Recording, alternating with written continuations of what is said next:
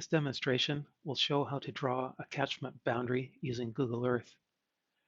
We'll begin by changing some settings in Tools, Options, 3D View, Exaggeration 3, and Navigation, Do Not Automatically Tilt. And we'll also turn on the terrain in the Layers panel. Our area of interest is Satona on Guadalcanal in the Solomon Islands. We can navigate through the landscape using our mouse to control the pan, tilt, zoom, and rotation, or use the controls in the upper right side of the screen. You'll see that where the mouse cursor is located, an elevation is shown at the bottom right of the screen. We'll begin by locating the top of the catchment. We can see that viewing the landscape, there's a valley that extends inland from Satona and surrounded on both sides by ridge lines, which will be the catchment boundary. Moving up the valley, we can see the elevations changing.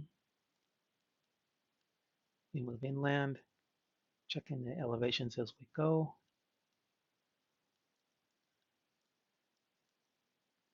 And eventually we reach a point where all the surrounding elevations are less. This is the top of our catchment. We can place a marker here.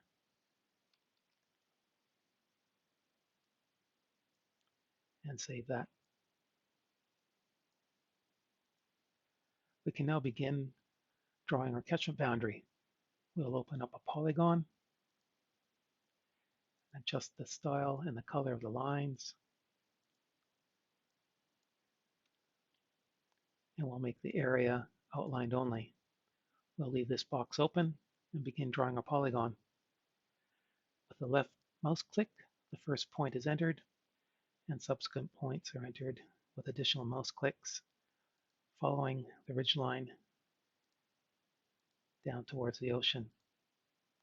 We don't have to be exact because we'll be adjusting the points later. Moving all the way down to the ocean, we then follow the shoreline around the village, and then back up the ridge lines on the opposite side of the valley.